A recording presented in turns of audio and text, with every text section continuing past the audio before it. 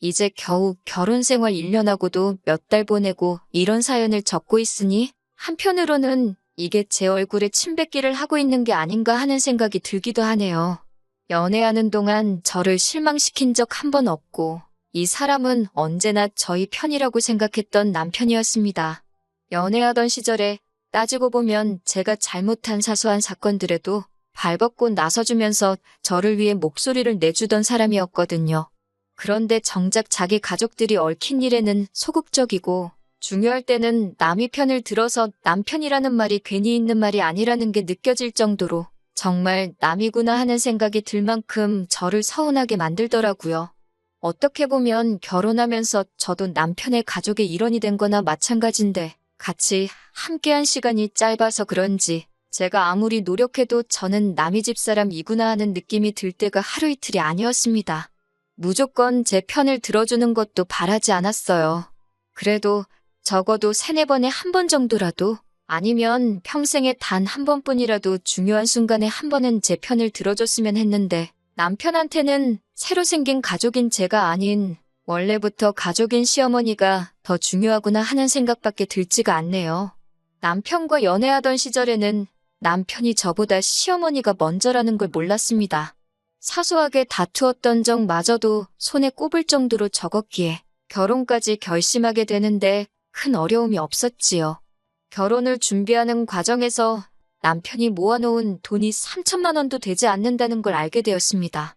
제가 모아놓은 돈은 5천만 원으로 남편에 비해 많기는 하지만 저라고 많이 모아놓은 편이 아니긴 해서 그걸 가지고는 크게 문제 삼지는 않았습니다. 남편은 군입대 후 부사관으로 장기복무 신청을 해서 1년 정도 더 군 생활을 하고 나왔거든요. 덕분에 대학 졸업도 늦어지고 취직도 조금 늦은 편이었어요. 그런 부분을 감안하면 3천만 원도 어떻게 보면 잘 모았다고 볼 수도 있기에 그걸 딱히 문제 삼으려고 하지는 않았습니다. 그리고 결혼할 때 시댁 쪽에서 집을 해주겠다고 했었거든요. 왜 과거형으로 설명했냐면 집을 해주신다던 당시의 일이 조금 꼬여버린 게 있다고 일단 1년에서 1년 반 정도 시간이 더 걸릴 것 같다는 이야기를 들었어요. 지금 생각해보면 집을 사주겠다고 했는데 마땅한 이유도 설명해주지 않은 걸 보면 의심을 해봤을 법도 한데 그런 의심조차 하지 않고 남편 하나만 믿고 결혼을 강행하게 되었습니다. 그런데 저희가 모아놓은 돈을 다 합쳐봐야 8천인데 그 돈으로 전세를 구하기에는 택도 없는 금액이었습니다. 그리고 시어머니 말대로 길어야 1년 반이면 되는데 대출까지 받아가며 전세를 구하는 건 말도 안 된다고 생각했고 그렇다고 월세를 구해서 사는 것 또한 대출받아 전세 구하는 거랑 뭐가 다른가 하는 생각이 들었어요. 어떻게 하면 좋은가 남편이랑 상의해가며 골머리를 썩고 있었는데 친정 부모님께서 저희만 괜찮으면 2층을 내어줄 테니 거기서 지내도 된다고 하셨습니다. 지내면서 저희 돈 아끼라고 월세도 따로 받지 않으셨고 생활공간은 1층과 2층이 나누어져 있었지만 돈 모으는데 식비도 무시 못하는 거라고 저희들 식사까지 챙겨주셨습니다. 처음 몇 달 동안에는 남편도 저희가 크게 신세지고 있다는 걸 아는지 저희 부모님한테 저한테 하듯이 잘했습니다. 친정어머니가 밖에서 장보고 오시면 뛰쳐나가서 짐도 받아가지고 오고 매일같이는 아니지만 일주일에 한 번씩은 저랑 같이 내려가서 집안일도 돕고 했었습니다. 그런데 시간이 지나면 지날수록 남편은 불편함을 호소하더라고요. 가끔씩은 자기도 스트레스가 쌓여서 나가서 늦게까지 놀다 오고 싶은데 아무래도 장인 장모님하고 한 집에 살고 있으니 눈치가 보여서 불편하다는 둥 장모님이 새벽잠이 없으셔서 아침 일찍부터 부엌에서 덜그럭거리는 소리 때문에 잠을 푹 못 잔다는 둥 하면서 불만이 많아 보였어요. 그러다가 어느 날부터는 반찬 투정까지 하더라고요. 밥 먹고 있는데 친정어머니한테 대놓고 무안을 주더라고요. 저녁 식사에 반찬이 마음에 안 들면 사위사랑은 장모라던데 장모님 사위에 대한 사랑이 많이 식으신 것 같다며 능글맞게 농담하듯이 말장난을 한 적도 있었고 언젠가 한 번은 젓가락으로 밥풀 몇 개만 깨작깨작 하더니 입맛이 없다고 친정부모님 자리에 앉아 계시는데도 자리에서 일어나서 2층으로 올라간 적도 있었습니다. 이해심 많은 줄 알았던 사람이 저러고 있으니 더 배신감이 느껴질 정도였어요. 생활비 한 푼 안 내고 친정집에서 얹혀 살고 있으면서 어디 좋은데 외식이라도 한번 모시고 가지는 못할 망정. 애도 아니고 반찬 투정을 하고 있으니 저도 화가 머리끝까지 나더라고요. 더군다나 시댁에서 약속했던 대로 신혼집을 처음부터 해줬다면 이런 일은 있지도 않았을 텐데 친정 부모님께서 희생하고도 저런 대우를 받으니 정말 열이 받았어요. 친정 부모님께서 생각보다 처가살이 하는 게 길어지고 하니 심적으로 부담감도 느껴지고 스트레스 받아서 그러는 거 아니겠냐고 당신들은 괜찮으니 이해해주라고 저를 말리셨어요. 그래서 남편을 닥달해 시부모님이 집을 언제 해주실 건지 알아보라고 했는데 해주실 때 되면 해주시겠지 하면서 질문하는 것조차 피하길래 제가 직접 전화를 걸었습니다. 시어머니 입에서 되돌아온 대답은 지금 사정이 조금 안 좋다는 말뿐이었고 당신들이 뱉은 말은 지키겠다고 보채지 말라고 하면서 대답을 피했습니다. 그런데 점점 남편이 사소한 불만 같은 것도 더 이상 견디지 못하고 저렇게 하루하루 대놓고 티를 내고 다니니까 그냥 두면 오히려 저도 남편도 그리고 친정 부모님한테도 좋을 게 하나도 없겠다는 생각이 들었습니다. 그래도 친정에서 1년 가까이 지내면서 생활비 하나 안 보태고 식비마저도 들지 않았으니 월급을 거의 고스란히 저금을 할 수 있었습니다. 결혼 전에 모아둔 자금과 결혼 후 친정살이 하면서 모아놓은 돈을 보니 어느덧 1억 6천이라는 목돈이 되어 있었어요. 당장 기약 없이 시부모님이 해준다는 집을 기다리고 있다가는 남편과 제 사이가 틀어지는 것도 모자라 저랑 친정부모님도 어색해지겠다는 생각이 들어서 일단 나중에 가서 생각하자는 마음으로 새로 살 집을 찾아다니기 시작했어요. 남편도 분가가 하고 싶었던 건지 아니면 자기 부모님이 해준다는 집이 언제가 될지 확신이 없었던 건지 쌍수를 들고 환영을 하더라고요. 그러다가 친정집 근처에 새로 지어진 신축 빌라를 하나 소개받게 되었습니다. 내부도 요즘 신축 아파트처럼 세련되고 깔끔하니 잘 해놨고 1층에는 주차 공간도 잘 되어 있고 위치도 적당해서 아주 마음에 들더라고요. 그래도 혹시나 하는 마음에 전세로 집을 구했습니다. 갑자기 시부모님 사정이 좋아져서 약속을 지킬 수도 있다는 기대가 있었거든요. 그런데 아무리 빌라라고 해도 신축인데다가 위치도 좋다 보니 전세금을 무시할 수 없겠더라고요. 저희가 모은 돈에서 한참 모자랐는데 그냥 대출을 받았습니다. 친정 부모님께서 이자 없이 보태주신다고 하셨는데 더 신세지고 싶지도 않았고 여러모로 안 받는 게 좋겠다는 생각이 들었어요. 저희 이 사날이 정해지고 친정에서 나갈 때가 되니까 남편도 정신을 차린 건지 그때부터 친정 부모님한테 처음 결혼했을 때처럼 잘 하더라고요. 이제 와서 다시 잘하면 뭐 하나요? 이미 저는 실망할 대로 실망을 한 상태였으니 말입니다. 드디어 대망의 이삿날이 되었습니다. 굳이 오지 않으셔도 된다고 했는데 니들이 뭘 알겠냐면서 당신이 있어야 한다고 하면서 시어머니가 직접 오셨습니다. 가전이며 가구며 다 그날 들어오게 일정을 짜놓았고 어느 정도 위치도 미리 다 정해놓았었어요. 기사님들이 하나둘씩 도착하고 가전하고 가구들이 들어오기 시작하는데 어머님이 껴들어서는 이건 여기다 놔라, 저건 저기다 놔라 하면서 혼선을 주더라고요. 기사님들은 저한테 위치 안내받고 일하고 있으면 꼭 오셔서 이건 이렇게 놓으면 어쩐다 저쩐다 하시면서 마음대로 어머님이 원하는 위치대로 집을 새로 꾸미기 시작하셨습니다. 제가 여기다 놓으려고 미리 다 생각해 놓은 거다 하면 어른 말을 들으라고 하면서 고집을 부리셨어요. 살아보니 더 편한 걸 알고 있어서 알려주는 거고 어차피 조금만 지나면 당신이 집을 해줄 건데 잠깐만 살 집에 가구가 어디에 붙어있던 간에 편하게 사는 게 최고 아니겠냐고 또 공수표를 날리더라고요. 당장 형편이 안 돼서 집 못 해주시는 거 이제는 다 아는데도 집 해줄 테니까 그놈의 허세는 왜 이렇게 부리시는지. 가구들도 거의 다 들어오고 가장 마지막에 침대가 들어오게 되었습니다. 시어머니가 집을 결국 안 해주시면 한참을 지내야 할 집이었기 때문에 가전가구들 모두 임시로 쓸 것들이 아니라 오래 쓸 수 있는 좋은 것들로 구매를 했어요. 그중에 가장 신경 쓴 게 침대였습니다. 따지고 보면 하루에 가장 긴 시간을 침대에서 보내야 하잖아요. 잠은 좋은 데서 자야지 다음날 피로도 풀리고 하루가 잘 돌아간다는 말에 침대는 미국 수입 침대로 조금 무리하다 싶을 정도로 투자를 했거든요. 그런데 침대가 들어오고 나서 시어머니가 매트리스에 한번 누워보더니 눈빛이 곧바로 먹잇감을 노리는 살쾡이 눈으로 변하시대요. 신축 빌라이긴 하지만 평수가 넓지는 않아서 침대가 들어오니까 방이 꽉 차더라고요.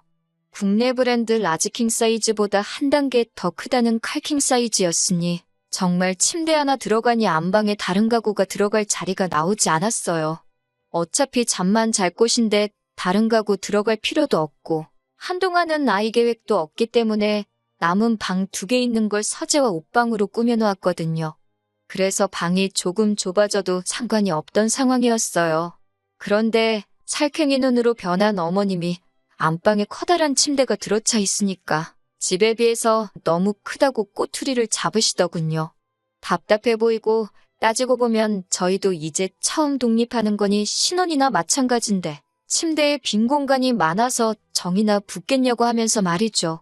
그러면서 이 침대는 시어머니가 당신이 쓰던 침대를 저희한테 보내줄 테니 이 커다란 침대는 어머님이 대신 보관해주고 계시다가 어머님이 저희 신혼집 사주면 그때 큰 집 안방에다가 집어넣으라는 겁니다. 어머님 댁에 있는 침대 언제 구매하신 건지는 모르지만 못해도 20년은 쓰셨을 거예요. 자세히 들여다본 적은 없지만 나무로 된 프레임에 찍힌 자국 여기저기 나 있고 프레임에 딸린 서랍장은 부서져서 나오지도 않는다고 들었거든요. 저희가 큰돈 들여 구매한 침대는 당신이 가져가고 그 오래된 침대를 준다는데 마치 저희를 위해서 선심 써주는 것 마냥 이야기하길래 어이가 없었습니다. 그래서 생각하는 척도 안 하고 싫은데요? 하고 대답했습니다. 어머님이 제가 그렇게 나올 거라고는 예상을 못했는지 조금 당황해 하시면서 아니 바꾸자는 게 아니고 내가 맡아주려고 하는 거다 하면서 열심히 설명을 하시더라고요. 어차피 잠만 자는 방이고 안방 문 열어놓고 지낼 것도 아닌데 딱히 상관없다고 저희가 잘 쓰고 있다가 어머님이 집 사주시면 그때 그대로 가져가도 문제없다고 했어요. 정말 최고급 침대이기 때문에 수명도 길어서 맡아주실 필요도 없고 쓰면 쓸수록 오히려 저희 몸에 딱 맞아가는 침대라서 하루라도 저희가 쓰는 게 더 좋은 거라고 말씀드렸네요. 그리고 기사님한테 감사하다 하고 후다닥 보내버리니 어떻게 가져갈 방법이 사라졌으니 어머님도 더 말을 안 하시길래 알아듣고 포기하셨다고 생각했습니다. 그런데 다음날 퇴근하고 돌아왔더니 저보다 매일 퇴근이 조금씩 늦는 남편이 집에 와 있고 하루밖에 안 누워본 새 침대는 온데간데 없고 어머님이 쓰던 오래된 침대가 안방에 들어가 있더군요. 기어이 저희 침대를 어머님이 쓰시던 개떡 같은 침대랑 바꿔버린 거예요. 남편한테 이게 뭐 하는 짓이냐고 했더니 암만 생각해봐도 어머니 말씀이 맞는 것 같다고. 그리고 어머니가 이렇게 오래된 침대를 쓰시는데 우리가 어떻게 더 좋은 침대를 쓸 수가 있냐는 거예요. 그러니까 우리가 효도 선물로 침대 하나 사드린 셈 치자고 하는 겁니다.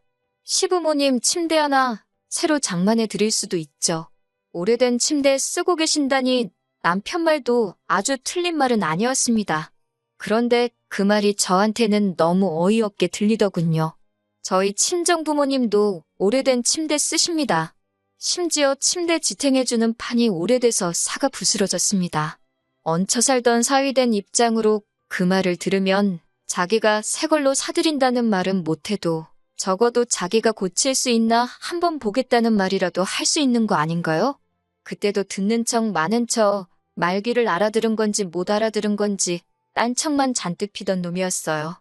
제가 돈 관리를 하고 있었지만 제 맘대로 큰 돈 소비는 할 수가 없으니 제가 나서서 사드린다고 말도 못하던 상황이었고 결국엔 아버지께서 대충 뚝딱뚝딱 고쳐서 괜찮다고 쓰고 계셨거든요. 장인 장모가 쓰는 침대는 낡아 부서져도 아무렇지도 않은 놈이 저를 설득하겠다고 시부모님 오래된 침대 운운하면서 자식된 도리를 따지고 있으니 제가 어이가 없더라고요. 그래서 그 길로 제가 공동으로 관리하던 돈에서 집 구하고 나서 남편 몫으로 들어온 월급은 전부 다 남편한테 돌려줬습니다. 니네 부모한테 효도할 거면 네 돈으로 네가 스스로 하라고요. 그리고 우리 침대는 네가 네 부모한테 효도한 거니까 그 돈은 내가 가져가겠다 하고 침대값만큼 제가 더 가져왔습니다.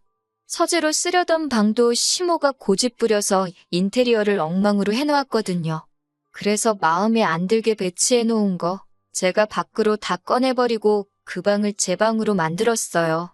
침대도 같은 회사에서 나온 1인용 침대로 구매해서 방 안에 들여놓았고 남편한테는 니네 엄마가 준 개떡 같은 침대는 너 혼자 쓰라고 나는 내 침대에서 나 혼자 자겠다고 했어요. 제 침대를 사고 남은 돈은 친정부모님 침대 새 걸로 바꿔드렸습니다. 좋을 것 하나 없는 새 집에서의 생활이 시작되었습니다. 시어머니랑 시어머니 부탁 거절 못하는 남편 덕분에 시작부터 좋을 게 하나도 없었지요. 그런데 시어머니의 욕심은 그게 끝이 아니었습니다.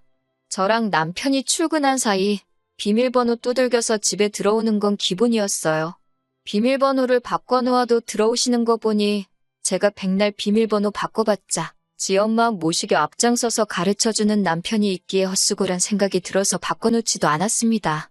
아무도 없는 빈집에서 뭐 딱히 하시는 건 아닌 것 같았는데 냉장고에 제가 사놓은 간식 같은 걸 몰래 빼드시는 거였어요.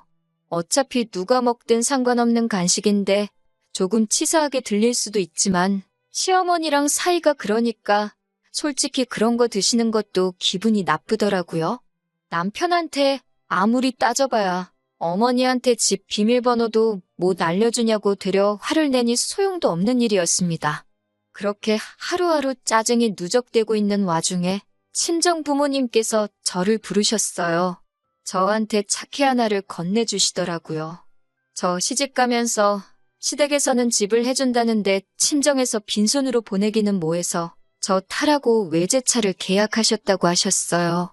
남편은 친정집에서 회사가 가까운 편이라 괜찮은데 매일 멀리까지 출퇴근하는 제가 마음에 걸리셨다고요. 그리고 그 차를 어제 드디어 인도를 받았다고 하네요. 감사한 마음도 들고 한편으로는 제 지금 상황을 생각해보면 이걸 어떻게 해야 하나 싶더라고요. 금가락지면 품속에 숨기기라도 할 텐데 다른 것도 아니고 자동차를 어떻게 숨기겠어요. 차가 생기니 면허도 없는 남편이 더 좋아하더군요. 이럴 줄 알았으면 진작에 면허를 땄을 걸 그랬다고요. 한동안 시모 때문에 저한테 쌀쌀맞게 굴더니 차 가지고 오고부터는 운전 연수 좀 시켜달라고 매일같이 졸라대기 시작했어요. 그래도 그게 뭐라고 부부끼리 같이 해서 뭐라도 하고 다니니 다시 연애할 때 마냥 사이도 좋아진 듯 싶고 나름 괜찮은 부분도 있었습니다. 그런데 기어이 시어머니가 등장해서 또다시 집안을 뒤집어 놓으셨네요. 아들 자식이 자랑이라도 했는지 어떻게 알고 오셔서는 어떻게 차가 생겼는데 시승식도 안 할 수가 있냐고 뭐라 하시더라고요. 그러면 그렇지 저 자식한테는 엄마가 우선이었지. 세상 그렇다 싶었네요. 차 타고 근교 한 바퀴 돌고 오니 차가 너무 좋다. 구름 위에 타고 있는 것 같다 하시면서 연신 엄지를 척척 내미시더군요. 그래도 친정부모님이 신경 써서 비싼 돈 들여 사주신 거니 괜히 저도 기분이 좋았습니다. 집으로 돌아와 시어머니와 함께 저녁 식사를 했는데 시어머니 눈이 또 살쾡이 눈으로 바뀌어 있더라고요. 안 좋은 예감이 들었는데 역시나 제 자동차를 가지고 한마디를 꺼내시는 거예요. 차가 너무 좋은데 이런 빌라촌에 있을 만한 차는 아닌 것 같다고 또 그러십니다. 그래도 나름 신축이라 1층에 주차장이 잘 되어 있는데 제 말은 신경도 안 쓰고 이런 후진 빌라촌에 고급 외제차라니 그게 말이나 되냐고. 괜히 이런 데다가 차 세워놔봐야 문콕이나 당해서 차도 금방 망가지고 재수 없으면 무슨 범죄의 표적이 될 수도 있다면서 침대 가져갔을 때랑 똑같이 나오시더군요. 시모가 자기 차를 저희 쓰라고 주고 갈 테니까 저희 차는 당신이 끌고 가서 안전한 아파트 지하주차장에다가 보관해주겠다고요. 아니, 요즘 대한민국의 외제차가 얼마나 많은데 제 차 정도면 조금 가격이 나가긴 하지만 무슨 범죄의 표적이 될 만큼 몇 척씩 하는 차는 아니거든요. 그리고 어머님이 타고 다니는 차를 저희 주고 가시면 어머님은 뭐 타고 다니실 거냐 물어봤어요. 그랬더니 자기가 가봐야 어디 먼데 가냐고 일주일에 한두 번 동네 마트 정도 가는 게 전부인데 자동차 너무 안 끌어도 차에 안 좋다면서 그 정도는 차 관리해주는 셈 치고 당신이 쓰겠다고 하는 겁니다. 어이가 없어서 말도 안 나오는 와중에 남편이 그건 안 되겠다고 하더라고요. 가장 중요할 때 한 번, 드디어 매번 엄마 편만 들던 남편이 제 편이 돼서 어머님 뜻에 거역하는 줄 알고 잠깐이나마 감동할 뻔했습니다. 그런데 그게 아니더라고요. 남편도 저한테 운전 연수받는 동안 외제차에서 타고 내리는 집 모습을 상상을 했었나 봅니다. 지하철 타면 오정거장이면 가는 회사를 두고 자기가 그 차를 끌고 출퇴근을 할 거라고 하면서 반대를 하더군요. 제 앞에서 자기 어머니에게 반대를 하는 남편의 첫 모습은 저를 위해서가 아니라 지 자신을 위해서였던 거예요. 친정부모님이 저를 위해 사주신 차를 두고 지금 남편과 시어머니가 서로 자기가 그 차를 써야겠다고 다투고 있으니 어이가 없어서 웃음도 안 나오더라고요. 둘이 투닥거리는 걸 보고 있다가 두 사람이 저한테 동시에 물어봅니다. 차를 어떻게 할 거냐고요? 차 주인은 생각도 없는데 두 사람이 동시에 그 차를 누가 쓰는 게 옳은 거냐 물어보고 있으니 그 장면도 아주 진풍경이더군요. 떡 줄 사람은 생각도 않는데 김칫국들을 저렇게 사발째 들이마시고 있으니 답도 안 나왔습니다. 차는 어머님한테도 맡길 생각 없고 남편한테도 출퇴근하라고 줄 생각도 없다고 했습니다. 저희 부모님이 사주신 내 차이니? 내가 타고 다닐 거고 어디다 주차를 하든 그건 제가 알아서 할 거라고 했어요. 남편도 시어머니도 방금까지는 그 차를 자기가 탈 거라며 투닥거리더니 이제는 하나같이 입을 맞춰서 그걸 왜 네 혼자 타냐면서 성질을 부리더군요. 남편은 장인 장모님이 우리 타라고 해주신 차니까 우리 부부 이것이나 마찬가지라고 우기길래 면허도 없는 게 뭘 벌써부터 차를 끌고 다닐 생각이냐고 했습니다. 시어머니가 이어서 또 아파트 하면서 언제인지도 모르는 집을 걸고 넘어지면서 겁을 주기 시작하네요. 그놈의 집은 지겨우니까 그만 좀 말하라고 주지도 않은 집 가지고 침대도 가져가고 차도 가져가는데 그 집 진짜로 주면 뭘 더 가져갈지도 모르는데 그딴 집 필요도 없고 관심도 없다고 했어요.